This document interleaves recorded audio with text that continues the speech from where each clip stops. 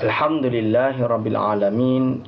Assalatu wassalamu ala ashrafil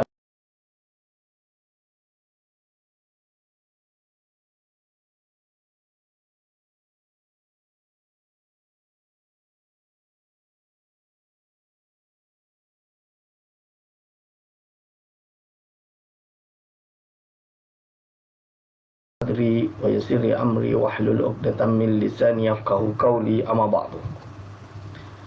Pada yang terhormat Imam Besar Masjid Wilayah Persekutuan yang saya hormati dan saya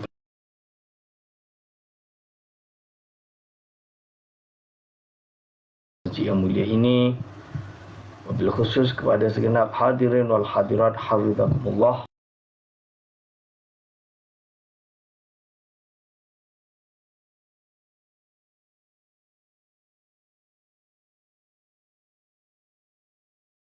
Dalam bidang tasawuf, yang mana pada sekarang ini kita sedang atau lagi membahas tentang adab-adab ataupun nasihat kepada para pendakwah.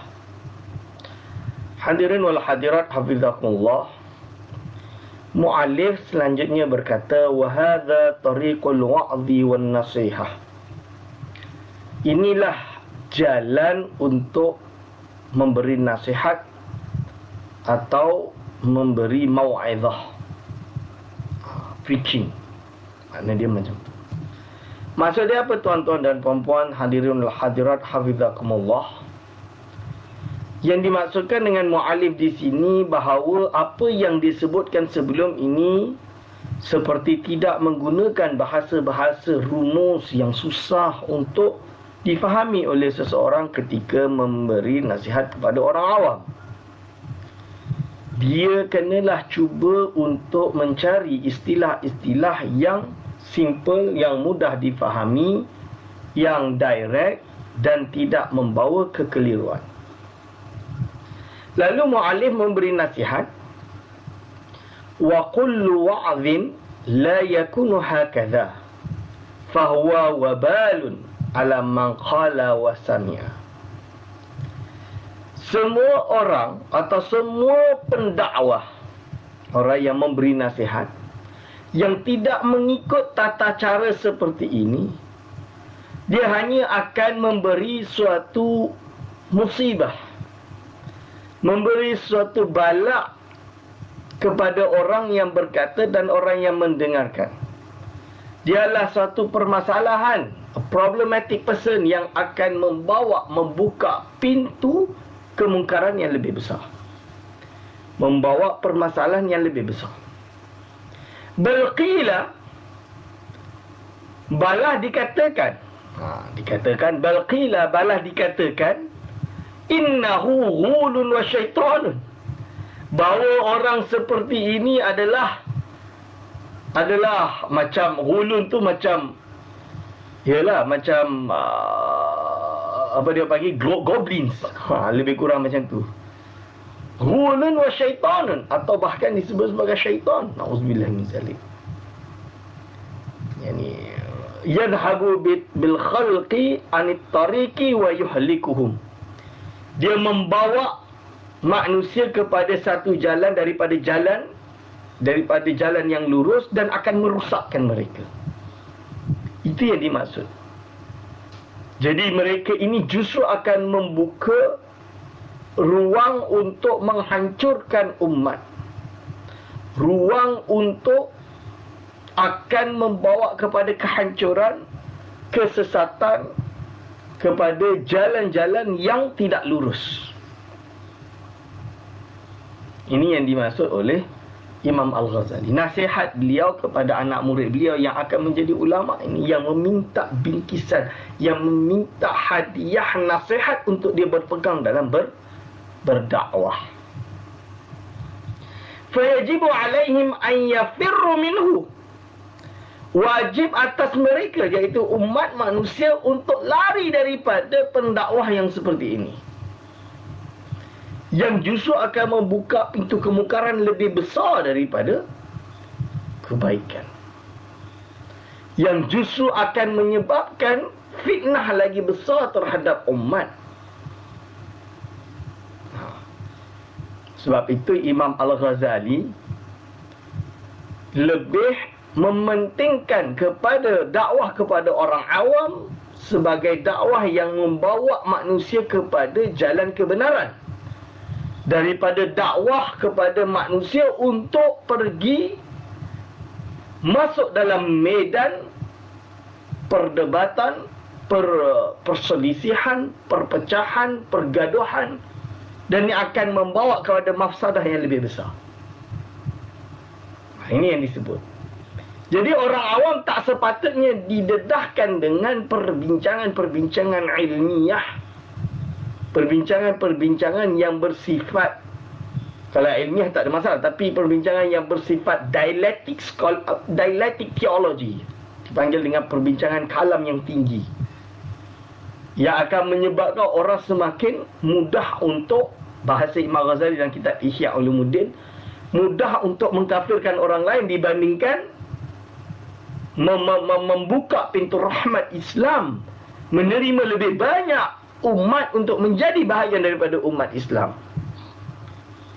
Contoh dia, golongan-golongan yang lebih mudah untuk mengkafirkan orang lain, mengkafirkan sesama ahli kiblat maksud saya. Ini adalah yang dikhawatiri dan ditakuti. Fayajibu alaihim ayyafiru minhu, untuk lari daripada mereka ini. Lianna ma yufsiduhu hadzal qailu min dinihim la yastati'u bimislihi syaitan. Kerana apa? Kerana sesungguhnya perkara yang orang berbicara itu merosak agama mereka, ini adalah perkara yang syaitan pun tak dapat buat macam dia. Sebab syaitan dah tak beriman. Dia bukan umat Nabi Muhammad. Dia cuba untuk mengkafirkan umat Nabi Muhammad. Sedangkan yang orang ini mengaku sebagai umat Nabi Muhammad, tapi justru membuka pintu kesesatan. Sebab itu Imam Al-Ghazali rahimahullah mengarang sebuah kitab yang bernama Faisalut Tafriqah, dan juga Iljamul Awam an Fannil Kalam. Jadi di mana di dalam ini dia cuba memberi penjelasan kepada masyarakat, memberi penjelasan kepada ulama, yang mana ketika dulu Imam Ghazali sendiri pernah ditohmah dan diserang oleh beberapa golongan yang mengklaim diri mereka sebagai ahli kalam, mutakalimin di kalangan Asy'ariyah, tapi mudah untuk mengkafirkan sesama ahli kiblat. Ni je kafir, begini je kafir, semuanya kafir. Sebab itu Imam Ghazali tulis dalam kitab Al-Iqtisad fil I'tiqad juga, kita tak boleh mudah mengkafirkan sesama ahli kiblat. Tidak boleh mudah mengkafirkan sesama ahli kiblat. Bahkan Abu Said Muhammad Alawi Al-Maliki, guru kepada guru-guru kami, beliau mengarang kitab At-Tahdhir minal mujasafati bit-takfir. Peringatan untuk tidak, warning lah, peringatan yang bersifat warning untuk tidak mudah-mudah jatuh dalam mengkafirkan orang. Hadirin wal hadirat hafizakumullah. Dakwah adalah untuk berusaha membawa umat kepada hidayah, bukan justru mengeluarkan umat daripada Islam. Lalu dia kata, wa man kanat lahu yadun wa qudratun yajibu alaihi an yunzilahu an manabiril muslimin. Barang siapa yang baginya ada kekuatan, ada kuasa dan kudrah, ada kuasa dan kemampuan. Maksud dia apa? Maksud dia orang-orang yang memiliki kuasa di peringkat kerajaan. Yajibu alaihi an yunzilahu an manabiril muslimin. Wajib bagi mereka untuk menurunkan fulan tadi daripada mimbar-mimbar orang Islam. wajib bagi mereka untuk turunkan mereka dari mimbar-mimbar orang Islam. Wa yamna'ahu amma basharahu, dan melarang dia melakukan apa yang telah ia lakukan, dengan justru membuka pintu mungkarat yang lebih besar di dalam medan dakwah. Fa innahu min jumlatil amri bil ma'ruf wan nahyi 'anil munkar, kerana ia sesungguhnya termasuk dari bahagian amar ma'ruf, mengajak kepada kebaikan, wan nahyi 'anil munkari, dan mencegah melarang daripada kemungkaran. Oleh sebab itulah kita di wilayah persekutuan, kita di wilayah persekutuan, sama ada di Kuala Lumpur, Putrajaya maupun di Labuan, memiliki undang-undang atau enactment pentadbiran Islam, yang mana di dalam enactment ini telah menentukan bahawa setiap pendakwah, setiap ustaz yang hendak berceramah di negeri atau di kawasan jajahan ini wajib untuk memiliki izin yang dipanggil dengan tauliah mengajar. Tujuannya apa? Semua orang boleh klaim bahawa dia ingin berdakwah, mengajak umat kepada hidayah, mengajak umat kepada Islam. Tapi kita khawatir, takut ada orang yang mengklaim dirinya ustaz, pakai serban, pakai jubah, pakai apa, tapi tak reti baca kitab, tak reti bahasa Arab, tak reti membaca kitab-kitab Arab, fi'il, fa'il, maf'ul pun dia tak reti, isim, mubtada, khabar pun dia tak reti. Lalu kerana petah bercakap, orang ingat dia itu ustaz dan ikut dengan dia, padahal dia hanya baca buku terjemah sahaja, kitab Arab langsung tak reti baca. Lalu akhirnya dia mahu menjawab soalan-soalan yang pelik-pelik, dan dia menjawab persoalan-persoalan yang dengan jawapan tersebut justru akan menyebabkan terbuka pintu kemungkaran dan akan menyesatkan orang banyak, atau bahkan dia membuka fitnah lagi besar, iaitu mudah untuk melaga-lagakan umat Nabi Muhammad sallallahu alaihi wasallam, mudah mengkafirkan sesama muslim, mengajak kepada mengeluarkan umat Islam daripada Islam. Dan ini yang dikhawatiri, yang ditakutkan. Oleh sebab itulah kita ada tauliah, agar supaya pendakwah-pendakwah yang layak dan telah memiliki cukup syarat sahaja, supaya mereka yang boleh mendakwah dan tidak menimbulkan fitnah yang lebih besar.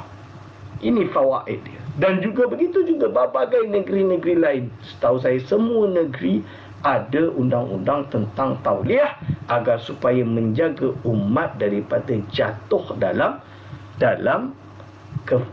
fitnah yang lebih besar. Hadirin wal hadirat hafizakumullah, ini adalah bahagian daripada amar ma'ruf nahi munkar yang wajib dipegang oleh yang berkuasa. Wa man kanat lahu yadun wa qudratun, kama qala Imam Ghazali, seperti yang disebutkan oleh Imam Ghazali. Orang yang baginya ada kekuasaan dan kudrah, wajib untuk dia menjalankan tugas ini. Menurunkan, ya mana'ahu amma basharahu, melarang mana-mana orang yang seperti ciri-ciri tersebut untuk berdakwah dan membuka pintu yang lebih besar, iaitu pintu kemungkaran yang lebih besar, daripada jatuh di dalam perkara yang membuatkan fitnah dan kemusykilan yang lebih besar terhadap umat. Ini adalah nasihat Imam Ghazali, bukan nasihat saya. Saya hanya menyampaikan dia. Hadirin wal hadirat hafizakumullah. Lalu Imam Ghazali berkata, wa thalithu mimma tad'u alla tukhalital umara'a was-salatin. Perkara yang ketiga yang wajib untuk engkau tinggalkan, yang wajib untuk engkau buat, atau maksud dia perkara yang dia kena buat, adalah alla tukhalital umara'a was-salatina, agar supaya engkau tidak bercampur baur dengan para umara, ahli politik, atau umara ini dipanggil dalam bahasa Arab sebagai amirun. Jamak kepada amir adalah umara. Maksud dia pemimpin berkuasa. Pada waktu itu umara seperti pasha-pasha dan lain-lain. Sebaiknya sebagai seorang pendakwah ulama untuk tidak tukhalid, untuk tidak bercampur dengan mereka wassalatina dan para sultan pada waktu itu. Wala tarahum, dan engkau jangan pergi menemui mereka. Wala tarahum, dan tidak engkau sebaiknya tidak engkau melihat mereka, pergi menemui mereka.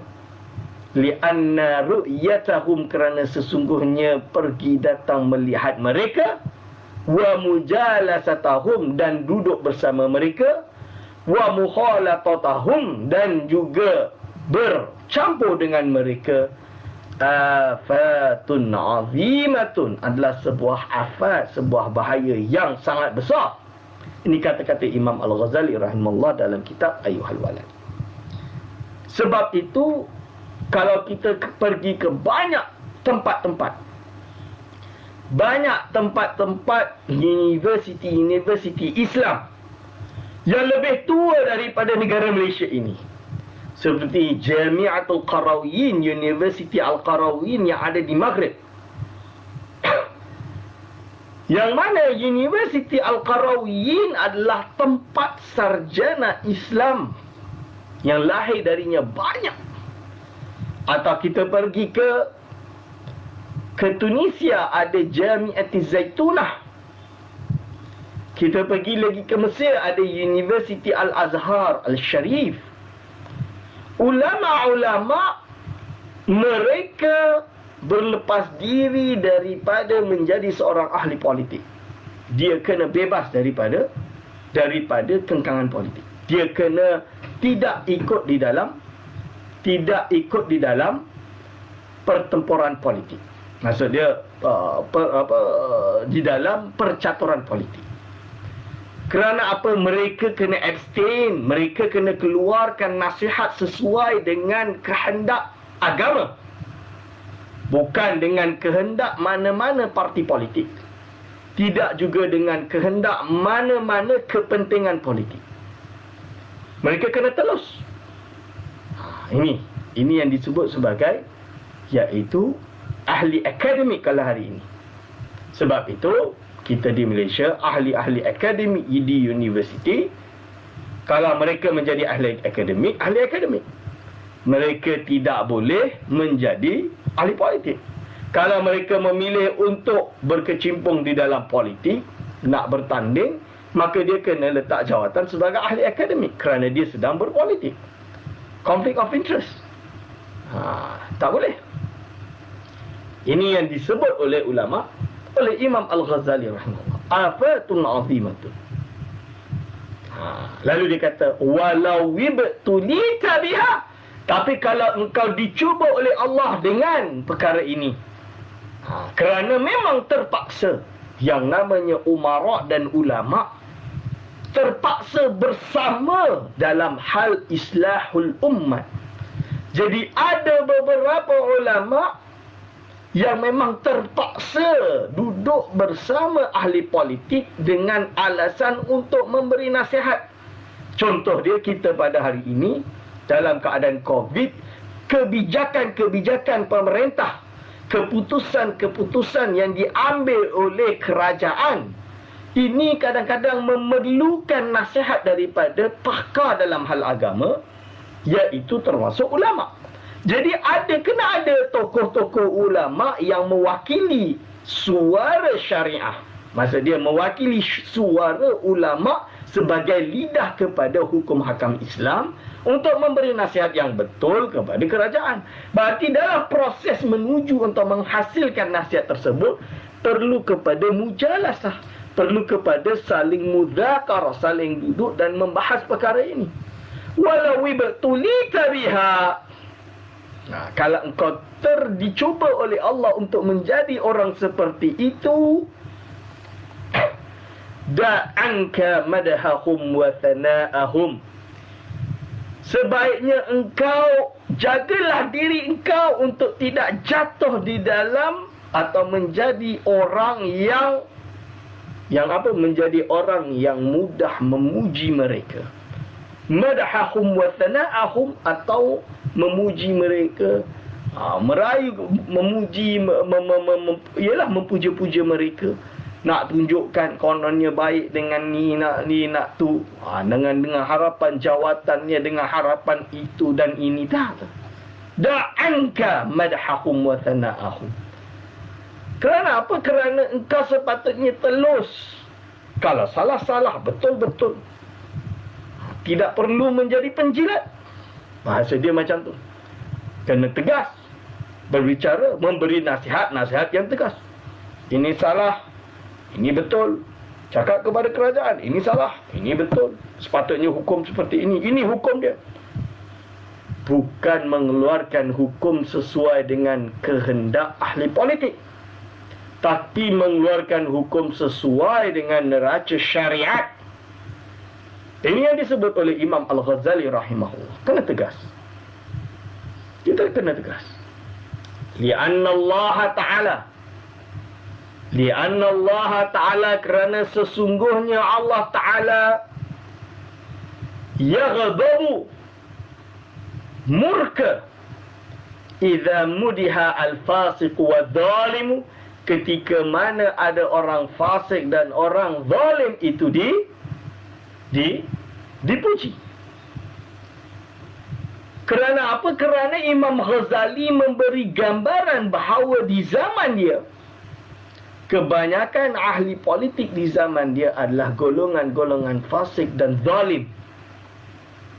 Misalnya, seorang amir, dia mengambil duit zakat di zaman Imam Ghazali ini, dikumpulkan di dalam Baitul Mal, tapi dia belum mentasarufkan, sehingga kan lambat mentasarufkan tersebut. Apakah tidak zalim? Maka dia jatuh dalam zalim.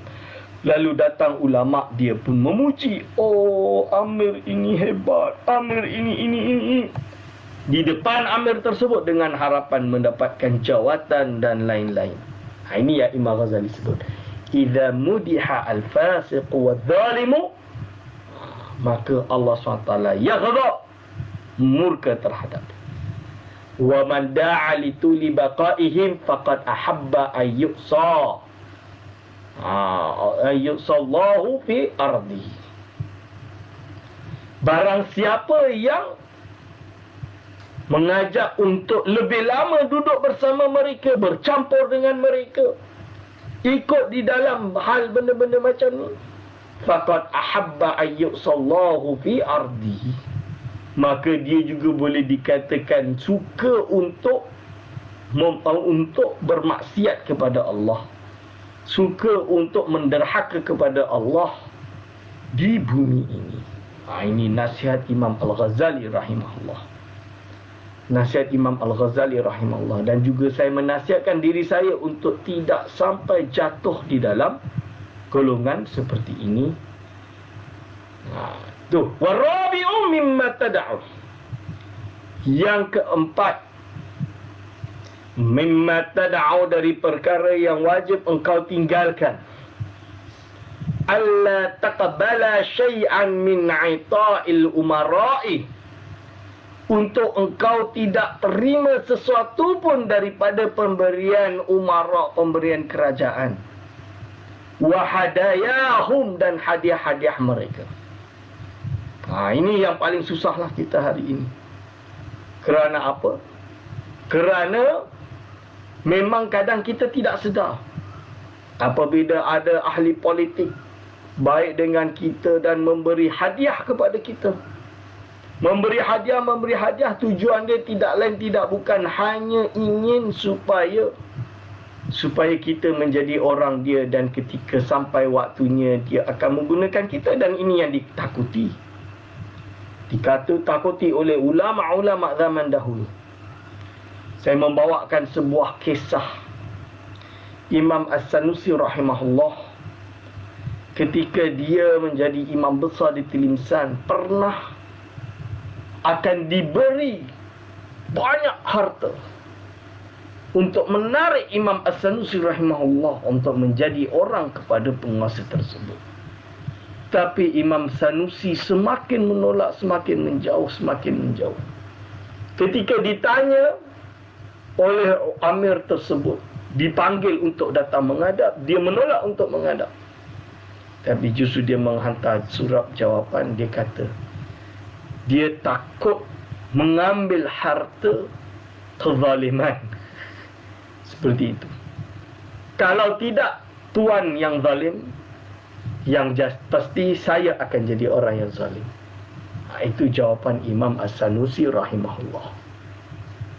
Bagaimana Imam Sanusi tegas dalam hal perkara ini.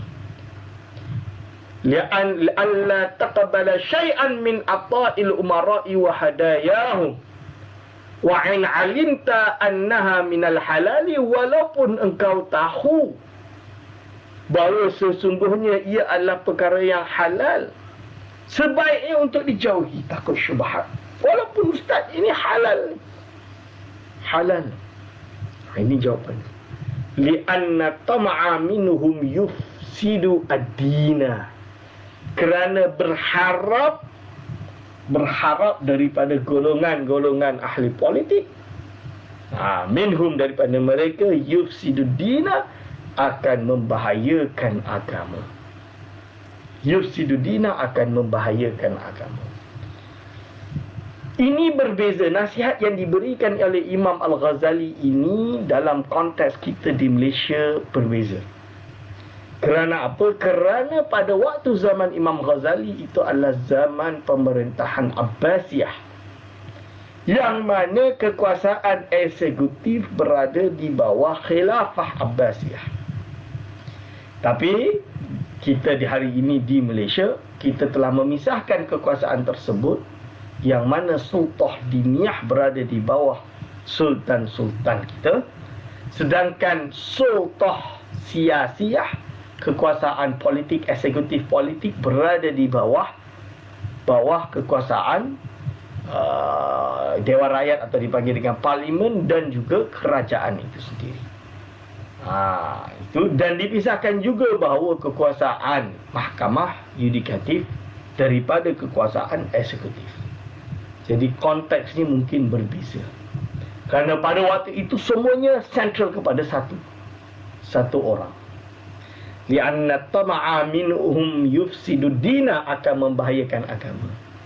Li'annahu yatawalladu minhu al-mudahanah wa mura'atu janibihim wal muwafaqatu fi dhulmihim. Hadha kulluhu fasadun fid din. Kerana dengan berharap daripada mereka, harta ahli politik seperti ini, akan membahayakan agama, kerana ia akan melahirkan, iaitu apa?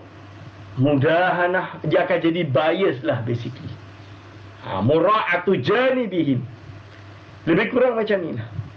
Kalau ada satu parti yang akan memberi duit, harta dan keuangan dan lain-lain kepada seorang ahli akademik, maka tentulah ahli akademik tersebut akan berbicara di televisyen dan di tempat lain untuk membela parti tersebut. Maka dia akan menjadi bias. Walaupun salah, dia akan keluarkan segudang dalil untuk memuji dan membela parti tersebut. Dan ini yang dimaksud oleh Imam Ghazali, perkara tersebut perlu dijauhi. Oleh sebab itu, ahli akademik di Malaysia, dia kena bebas daripada mana-mana belenggu kepartian. Dia kena berbicara ke atas dasar ketelusan ilmu dia, kebebasan akademik. Setuju tidak setuju sesuai dengan ilmunya.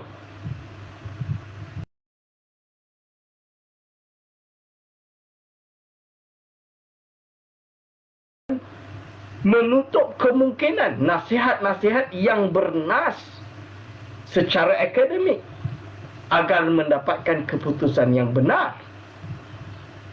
Sebab itu tidak boleh. Dia kena ada kebebasan politik, kebebasan akademik, agar supaya apa yang keluar daripada mereka itu benar-benar telus. Dan dan ini dilakukan oleh seluruh universiti seluruh dunia pada hari ini, kebanyakanlah. Kalau pergi hatta di University Oxford yang kita duk bangga-banggakan hari ini, University Oxford, Cambridge, Harvard, kalau ada seseorang ahli akademi ingin masuk dan bergiat di dalam politik, dia kena letak jawatan dia sebagai ahli akademi. Begitu juga kita di Malaysia. Wa mura'atu janibihim, kerana dia akan jaga apa yang ada di sisi dia. Wal muwafaqatu fi zulmihim, justru akan muwafaqah fi zulmihim, dan akan setuju dalam kezaliman tersebut kalau terjadi. Ini yang bahaya. Kalau ada satu kezaliman, mungkin dia justru akan muwafaqah fi zulmihim. Wa hadha kulluhu fasadun fid din. Semua perkara ini adalah kerusakan di dalam agama. Imam Ghazali. Imam Ghazali juga menyebut di dalam kitab Ihya Ulumuddin. Di mana di dalam kitab Ihya Ulumuddin, Imam Ghazali ada menyebutkan tentang ulama su', ulama yang buruk, di mana ulama yang tidak telus, tapi justru ikut pada kuasa politik. Wa aqallu madarratihi, paling sedikit mudarat dia, paling sedikit mudarat dia, annaka idza qabilta atayahu, sesungguhnya engkau ketika mana menerima pemberian mereka, wantafa'ata min dunyahu, dan engkau mengambil manfaat dari keduniaan mereka, ahbabtahum, engkau akan mencintai mereka. Wa man ahabba ahadan yuhibbu tula umrihi wa baqa'ahu bid-darurah. Barang siapa mencintai seseorang, yuhibbu tula umrihi, maka dia akan mencintai dia sepanjang umurnya. Wa baqa'ahu, dan dia akan sentiasa bersama orang tersebut. Bid-darurati, dengan secara pasti. Dia akan sentiasa bersama dia sampai bila-bila. Ini yang disebut oleh ulama. Wa baqa'ahu bid-darurah. Wa fi mahabbati baqa'iz zalimi, di dalam mencintai kekal bersama dengan orang yang zalim. Iradatu zalimi, dengan kehendak apa? Iradatu zulmi, dengan berkehendak kepada kezaliman, ala ibadillahi, kepada hamba-hamba Allah Ta'ala, wa iradatu kharrabil alami, dan dengan berkehendak untuk menghancurkan sekalian alam ini. Fa ayyu syai'in yakunu adarra min hadha lid-dini wal 'aqibati, mana satu yang lebih bahaya daripada perkara ini bagi agama dan akibatnya? Mana satu yang paling lebih bahaya? Itu dia nak kata macam tu. Ini yang lebih bahaya, membahaya kepada umat, membahayakan kepada agama, membahayakan kepada kesucian agama ini. Wa iyyaka, janganlah, hati-hatilah, iyyaka, hati-hatilah, an tukhda'a bistihwa'ish syaitani, untuk engkau tertipu dengan permainan syaitan. Hati-hati, jangan sampai kita terjatuh di dalam tipu daya syaitan, tuan-tuan dan puan-puan. Wa qawli ba'dhin nasi, dan tertipu dengan ucapan sebahagian manusia laka kepada engkau. Jangan sampai tertipu. Wa qawli ba'dhin nasi laka bi annal afdala wal awla an ta'khudha ad-dinara wa dirhama minhum, bahawa kononnya yang lebih afdal dan lebih utama adalah untuk engkau mengambil dinar, mengambil duit, wa dirhama, dan dirham, minhum, daripada golongan politik ini. Wa tufarriquhuma bainal fuqara'i wal masakin, Dan engkau ambil harta tadi untuk kau bagi kepada orang fakir dan miskin. Tufarriquhuma bainal fuqara'i wal masakin. Kenapa ustaz tak boleh? Padahal kita ambil lalu kita bagi kepada golongan fuqara' dan masakin. Kan lebih baik. Tapi Imam Ghazali melihat sesuatu yang lebih jauh. Melihat daripada jauh. Jauh daripada pandangan kita. Imam Ghazali itu selalu melihat sesuatu, melihat dengan pandangan yang lebih jauh. Fa innahum yunfiq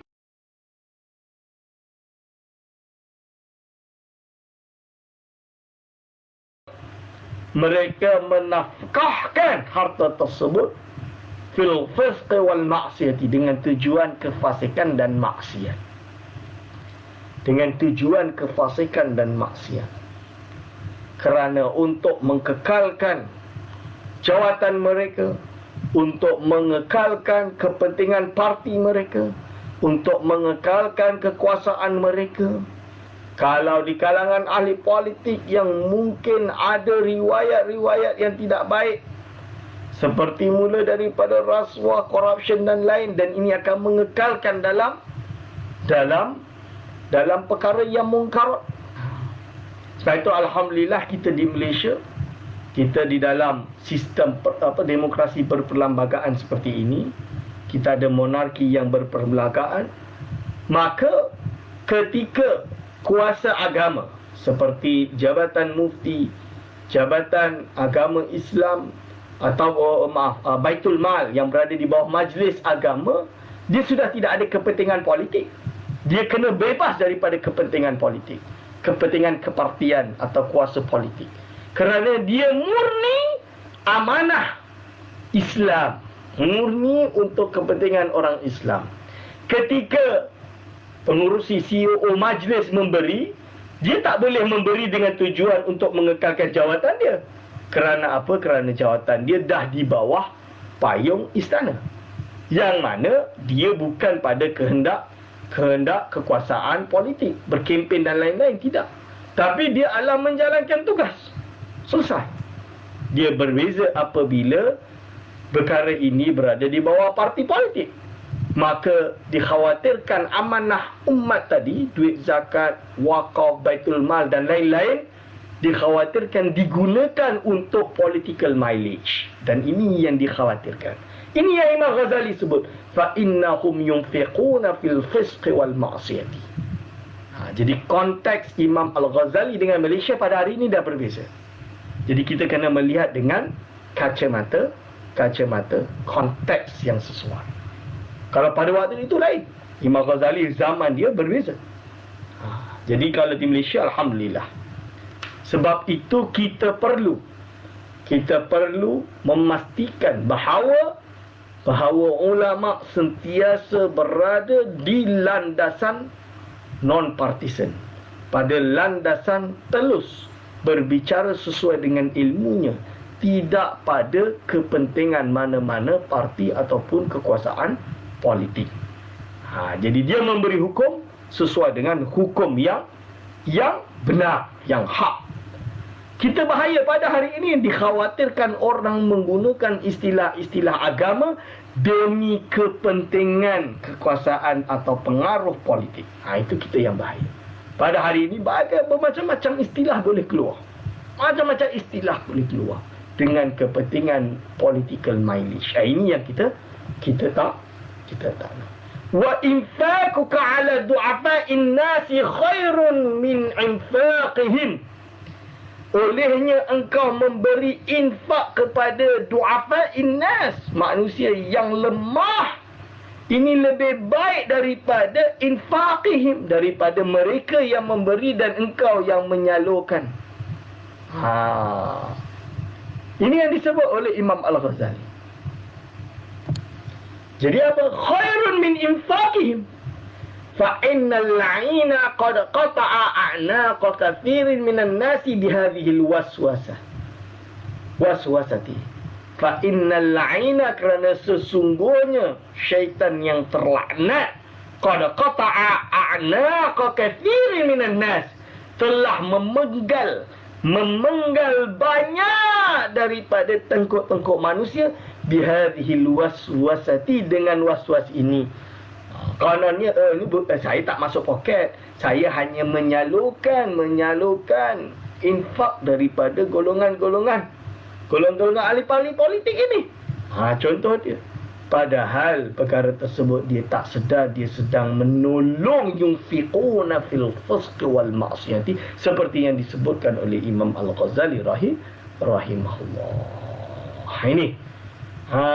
Semoga kita dapat menjaga diri kita. Para pendakwah di Malaysia dapat menjaga diri mereka daripada fitnah-fitnah seperti ini. Okey. Wa afatuhu fashid. Afat dia itu sangat bahaya. Kathirun, ada bahaya kathirun yang banyak. Ada bahaya yang banyak. Qad zakarnahu fi ihya'i ulumiddin, yang mana telah aku, iaitu Imam Al-Ghazali rahimahullah, menyebutkannya di dalam kitab Ihya. Dia dah sebut dalam kitab Ihya Ulumuddin banyak tentang perkara ini.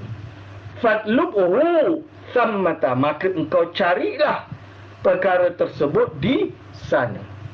Jadi misalan dia di dalam juz 3 Imam Al-Ghazali, kitab Ihya Ulumuddin, juz 3 kitab Ihya Ulumuddin, muka surat 523, Imam Al-Ghazali ada menyebutkan iaitu tentang kitab halal dan haram.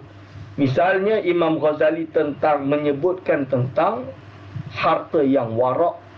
Ini disebutkan tentang khulafa, tentang ahli politik dan lain-lain. Ini boleh rujuk di sini. Dalam sini kitab Imam Ghazali Ihya Ulumuddin, juz 3, muka surat 523, cetakan Darul Minhaj. Cetakan Darul Minhaj adalah cetakan yang terbaik bagi kitab Ihya Ulumuddin. Saya peribadi memang menjadikan kitab Ihya Ulumuddin ni sebagai salah satu kitab yang sentiasa kita baca tiap-tiap hari, baca sedikit walaupun sedikit. Dan ketahuilah bahawa kitab Ihya Ulumuddin ini saya membaca secara laju bersama penterjemah ke bahasa Inggeris. Jadi kita ada reading session dalam bahasa Arab dan bahasa Inggeris setiap hari Ahad terakhir setiap bulan. Dulu kami buat di satu markas lah dekat KL ni, dekat Wang Semaju. Tapi sekarang kita guna online bersama Dr. Profesor Madya, Dr. Adi Setia. Beliau adalah lulusan ISTAT di Damansara, lalu pernah menjadi pensyarah UIA, pensyarah UTM, dan sekarang bekerja sendiri di Terengganu. Tapi dia telah menterjemahkan banyak buku-buku Imam Al-Ghazali rahimahullah daripada Ihya dan lainnya dari bahasa Arab ke bahasa Inggeris yang dicetak di Fons Vitae. Fons Vitae ini sebuah publisher yang ada di Amerika yang mana terkenal mencetak karya-karya Imam Al-Ghazali, dan Fons Vitae ini international publisher. Sebuah publishing house yang bertaraf internasional. Berarti bayangkan, beliau ini orang Malaysia, orang Melayu, yang mana terjemahannya diakui oleh pusat iaitu markas dunia, publisher dunia. Of course kita ada banyak orang Malaysia yang bertaraf seperti itu, tapi beliau adalah salah seorang di dalam dunia Islam. Dan ulama dunia mengakui terjemahan beliau termasuk yang paling accurate. Jadi kita ada reading session untuk mengenal Imam Ghazali. Pembacaan kitab Ayu Al-Walad ni baru sebahagian daripada ilmu Ghazali yang kita buka. Dan banyak lagi ilmu-ilmu yang perlu untuk kita berenang dan mempelajarinya. Hadirin wal hadirat hafizakumullah.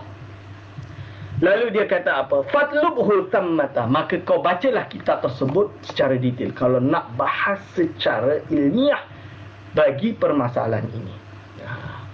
Wa ammal arba'atu, adapun 4 allati yanbaghi laka an taf'alaha, yang wajib bagi engkau untuk melakukannya. Ada 4. Tadi ada 4 perkara yang wajib kau tinggalkan dia. 4 perkara seorang pendakwah wajib meninggalkannya. Dan sekarang pula adalah 4 perkara yang wajib untuk engkau lakukan.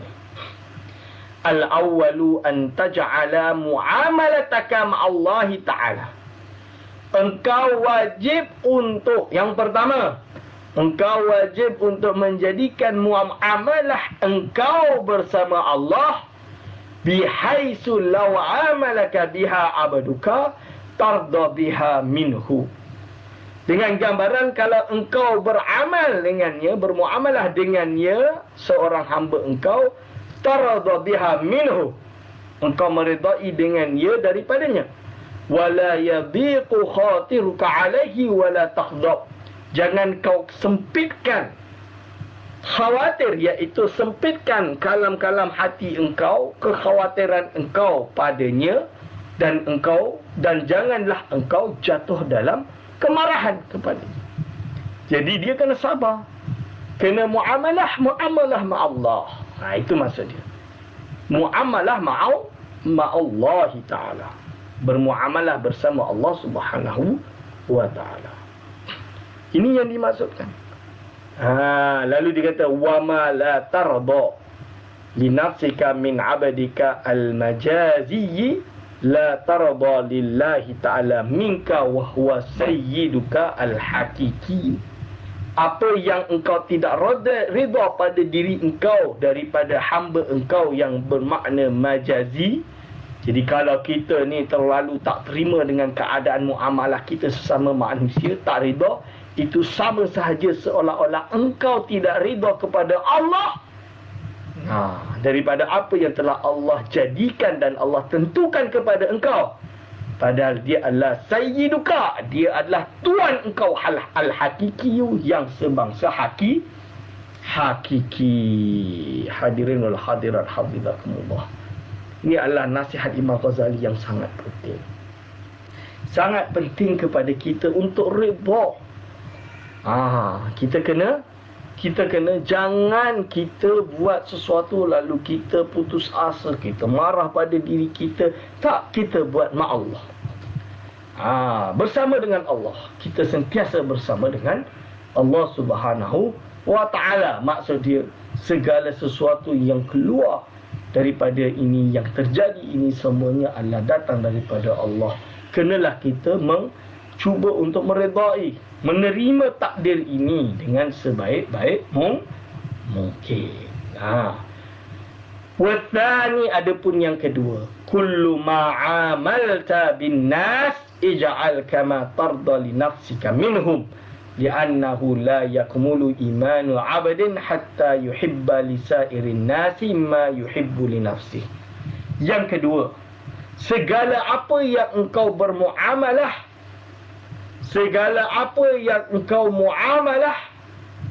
bermuamalah bin nasi dengan manusia, ij'al kama tarda li nafsika, jadikanlah ia seperti engkau meridai dengan diri engkau. Jadi yang pertama, kita kena terima apa yang telah berada pada diri kita ini, yang Allah jadikan pada diri kita ini, kita redha. Yang kedua, apa hubungan kita dengan manusia lain, kita juga kena redha.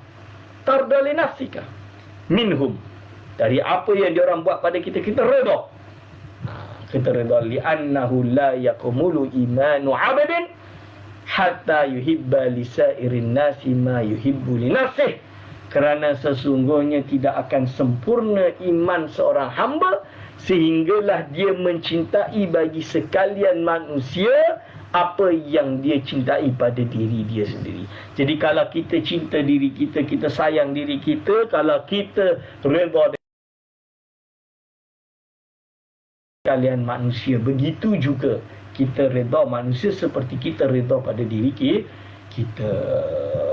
Hadirin wal hadirat hafizakumullah. Kita sebagai hamba Allah, kita tahu ini adalah ketentuan Allah. Dalam keadaan yang susah seperti ini, dalam keadaan COVID yang susah seperti ini, di mana bisnes jatuh, semua banyak perkara jatuh, banyak perkara kita dalam keadaan kesusahan, maka kita memerlukan kepada kesabaran. kita memerlukan kepada kesabaran. Ini yang perlu untuk bersabar.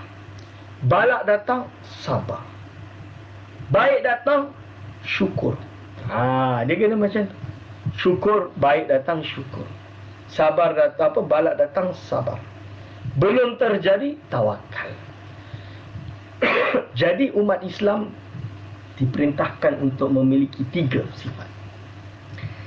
Sebelum terjadi sesuatu, apapun tindakan kita, apapun perbuatan kita, kita bertawakal kepada Allah Subhanahu wa Ta'ala.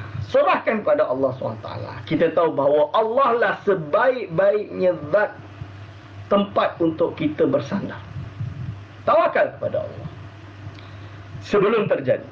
Apabila ternyata sudah terjadi dan terjadi itu baik, mendapat kenikmatan, kita kena bersyukur kepada Allah. Syukur kepada Allah.